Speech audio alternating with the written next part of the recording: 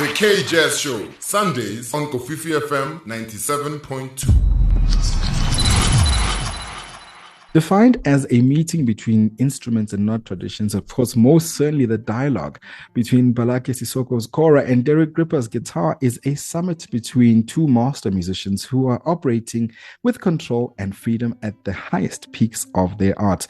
Armed with Ballaké's Kora tradition and lineage, traversing the once powerful empire known as Kaabu of West Africa, and Derek Gripper's European classic guitar, these two gentlemen do not share a spoken language, but if it's true anyway that the music speaks universally, then they were already involved in a profound dialogue long before they met. And after a successful American tour, this June, the duo touches down in South Africa for a You Can't Afford to Miss Out in Durban, Cape Town, and Johannesburg tour, kicking off from the 14th of June all the way until after the 21st. And of course, joining us this Sunday is a gentleman who really has redefined interpreting the Kora, or how the Kora sounds, using only his guitar. He's Cape Town-based guitarist and friend of the K-Jazz Show, Mr. Derek Gripper.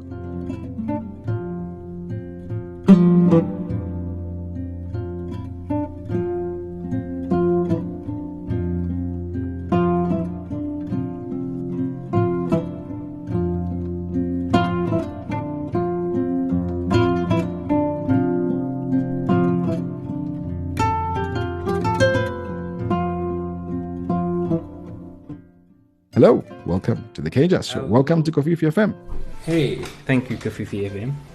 You are welcome, brother. Thank you so much for joining us. You know, you and I we met last year at the inaugural Prince Albert Festival, the Journey to Jazz, And since then, we've had conversations around world politics, adventures in America, to the ceremonial cacao making, which I've become an expert, by the way, thanks to you and your masterclasses. Okay, well, and of course, music. You're going to have to put your money where your mouth is. A challenge, and this conversation hasn't even started. A challenge is already out.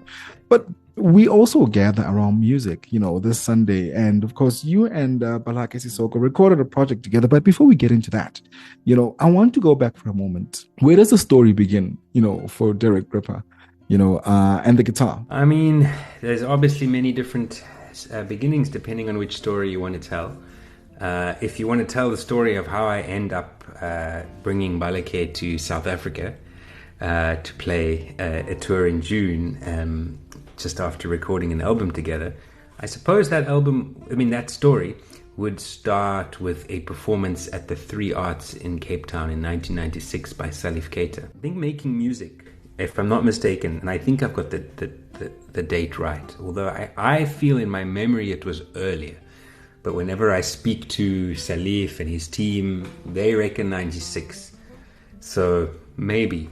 I remember being more like still at school, but I went to see that gig at the Three Arts. And the Three Arts was the white cinema, and across the tracks was the Luxorama, which was the non-white cinema. And here we are in 1996 in the middle of, the Rainbow Nation, the everything sort of positive and full of promise. And there's this 14-piece Malian band playing in this, what used to be a cinema and is now sadly a shopping mall. But that's the way things go, From apartheid to Salif Keita to Woolworths. So that is the first time I ever saw a musician from outside of this country, I think. Yeah. I could be wrong. That's why the dates don't make sense to me. And maybe these guys aren't remembering properly. Because, there were other bands that came sort of 94.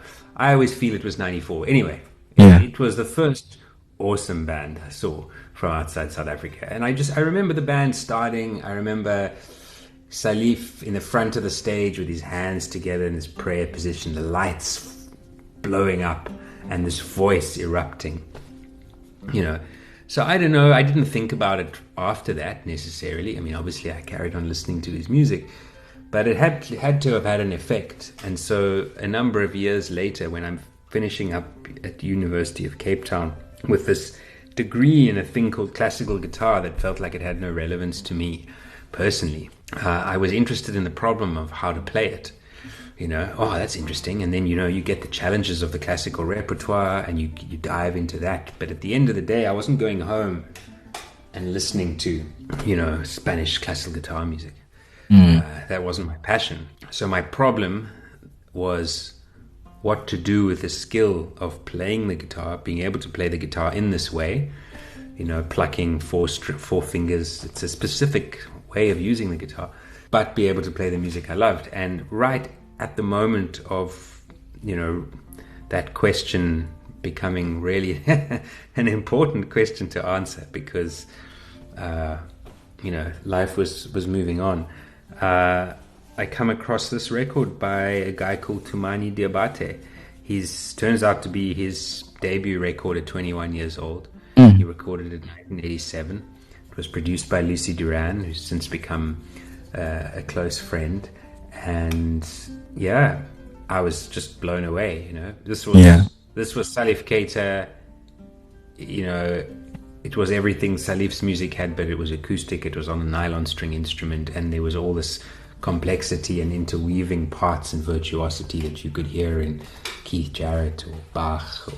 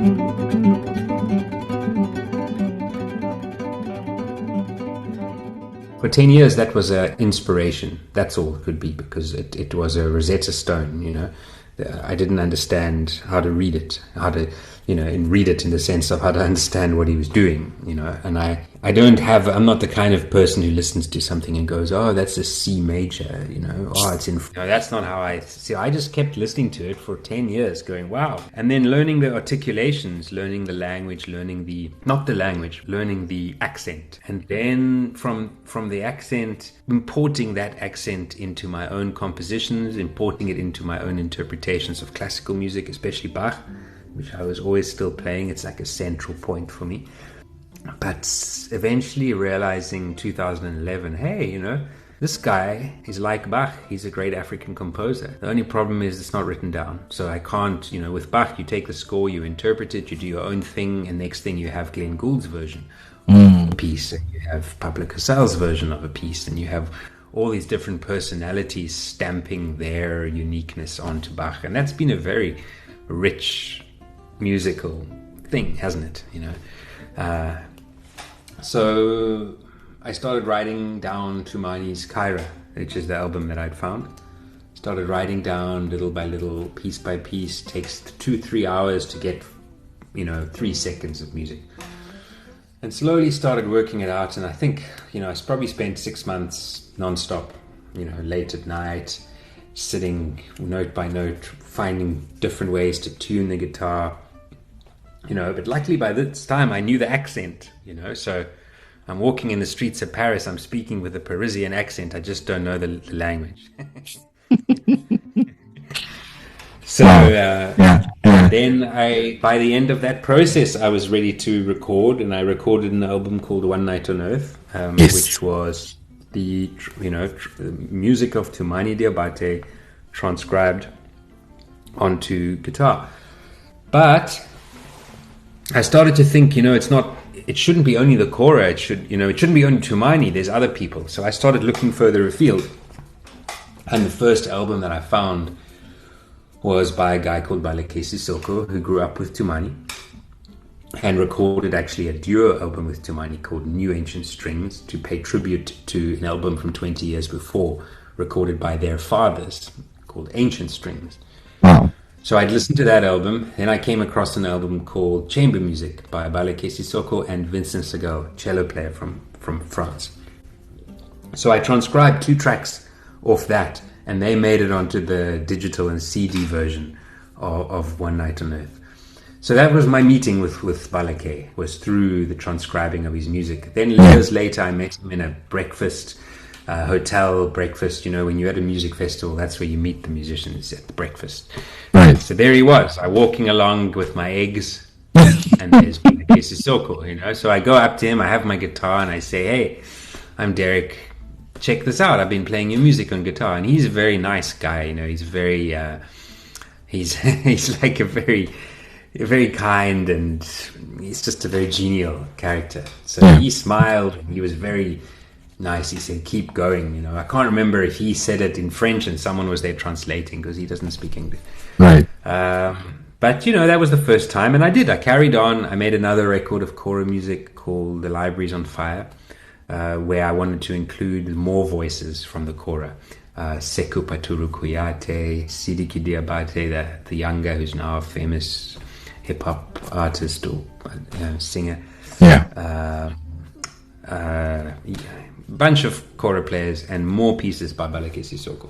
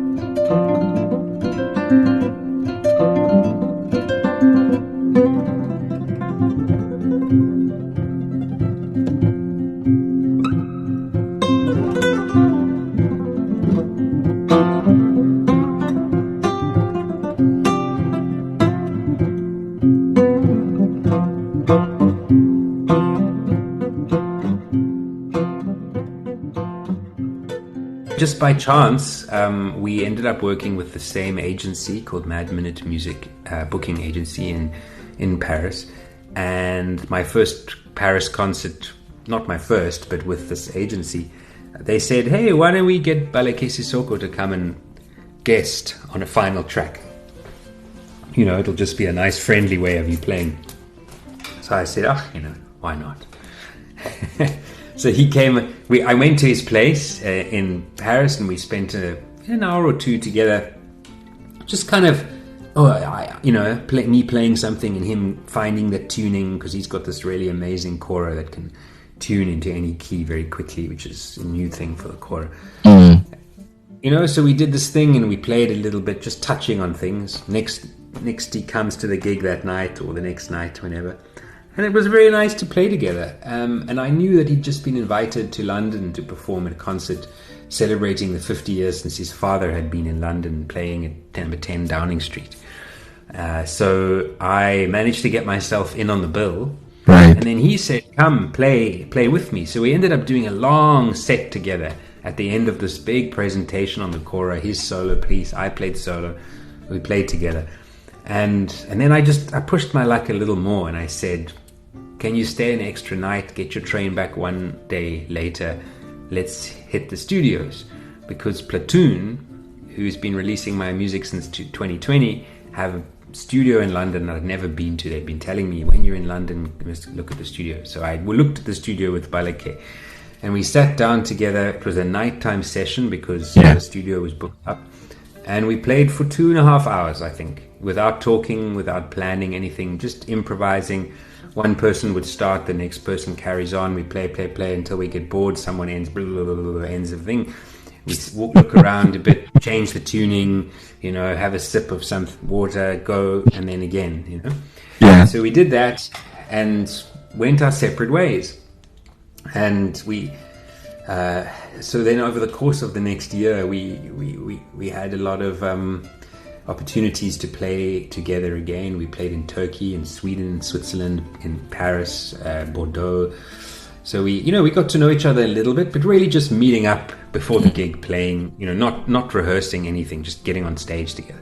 Yeah. And then about 6 months later, Matsuli, who is a label that has released, you'll be familiar with them. They've re-released a lot of incredible stuff on vinyl, including one of their things they did that wasn't a reissue was my One Night on Earth, and they do beautiful pressings. And they'd been hassling me, hey, if you do this Ballaké Sissoko recording, let's put it on vinyl. And then they hassled me a little bit more, and so eventually I opened up the files that I had now from the studio, and I pressed play on the first track, which was 16 minutes long.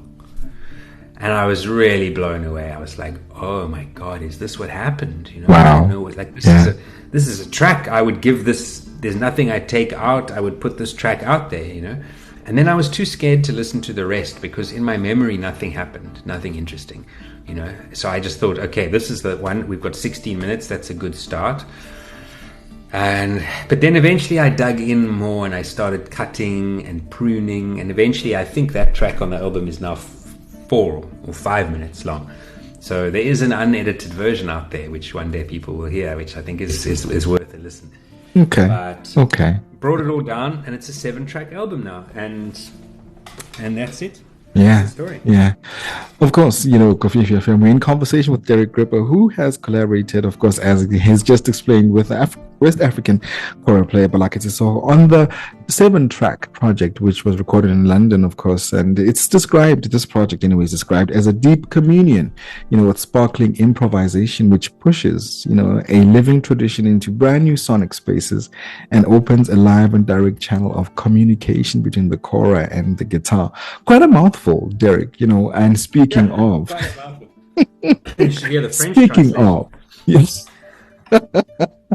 Speaking of, you recently were on tour with Ballake in the US, and maybe for the listeners, because I've heard this tale before, you share a story of how, you and Ballake don't speak the same language. How did you communicate with each other then? So we communicate with Google Translate for the day-to-day things. He wants to go to the shop to buy some onions, that we use Google Translate, or what time should we meet in the lobby? tomorrow? You know, what time is sound check?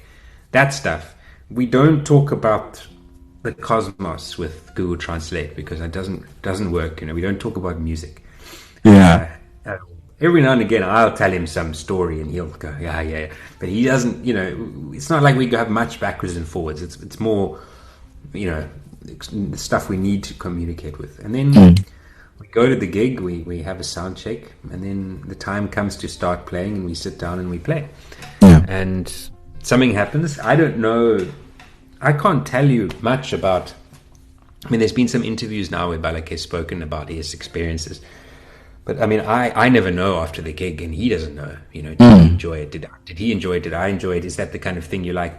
But we have this similarity in our approach to to performing, and we quite like the same ways of telling stories through memories of different things, which can then become improvisations, which can become recitations of existing things.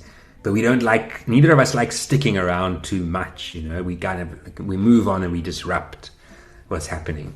And I think because of that, we've created something on this album and sometimes in the performances too, which is kind of different for the Kora.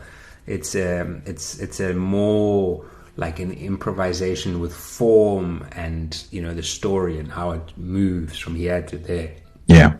As opposed to the real breakthrough in improvisation that happened with him and Tumani's album, where Tumani took the melodic improvisation of the Kora to a level that had never been heard before.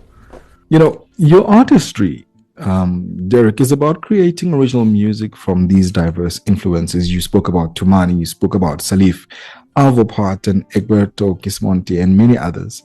But the question here is, what is it about the sound that has captured you? Yeah, I suppose. I mean, it's you know, it's like it did give me a Rosetta Stone into a different way of treating a stringed instrument. You know, I'd say first and foremost, I'm drawn to solo musicians more than West African music, more than Kora. I'm drawn to people who've made beautiful statements as solo musicians. Keith Jarrett, there's a few solo piano concerts that Keith Jarrett made that are, for me, absolutely beautiful.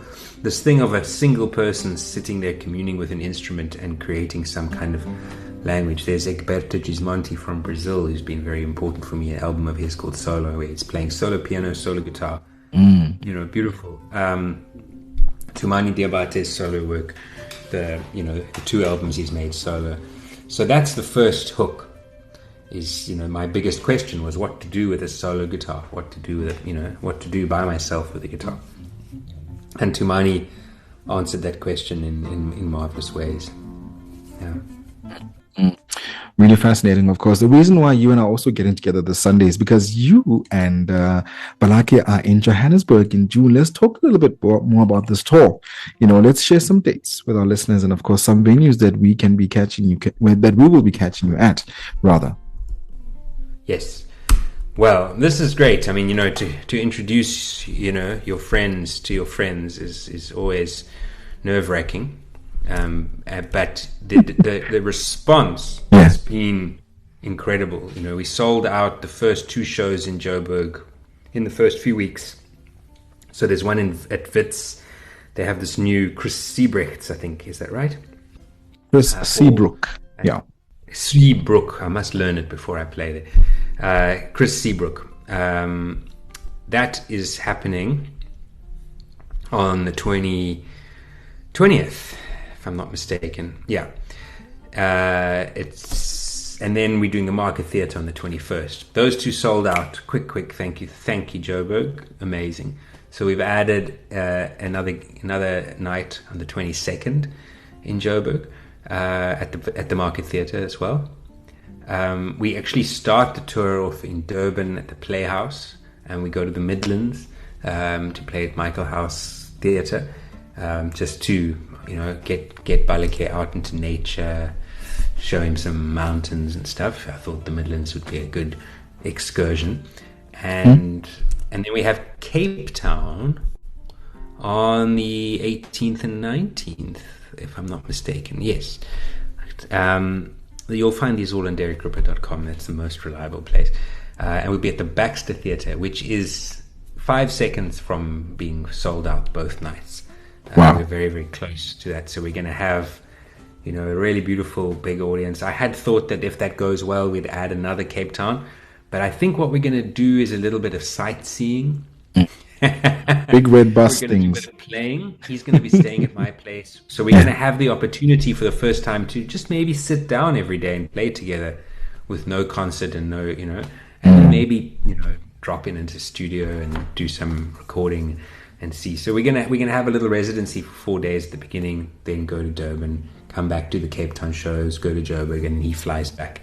And the tour has been made possible by the French Institute and by Air France. Yeah. Because Ballake has to have 2 seats because the Kora has to sit next to him because a number of years ago, the last time before our tour in the US, his Kora was dismantled by the American customs officials. They took it apart and put it into lots of different pieces, and he arrived back in Paris to this Kora that had been dismantled. So now he travels with it next to him.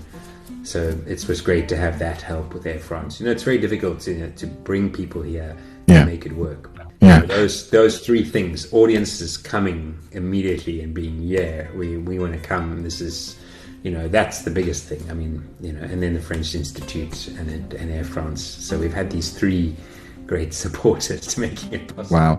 And we're grateful because then they carry the artistry, incredible artistry with them as you travel the world and share this wonderful gift, of course. And we look forward as us in Johannesburg, to being part of the wonderful concert in the intimate presence of a conversation of the Kora and the guitar. Yeah, it's exciting. I'm more nervous about these concerts than I don't get nervous about concerts, but I'm like, get a little bit of a flutter, It's like such a big thing, It's like I feel like I'm introducing my my fiance to my parents or something. Oh, hectic. Well, you guys gonna like? Well, I've met her already and she's great. So I know Johannesburg's going to love her. I know it's going to love her. But as we wrap up our conversation, Derek, where can we find your music, including this project? So Matsuli has put the music in vinyl in all the places where you guys buy vinyl. They're very thorough with that. So you will, if you've got a local place that, carries new vinyl, it'll be there. Otherwise, Matsuli has a Bandcamp page.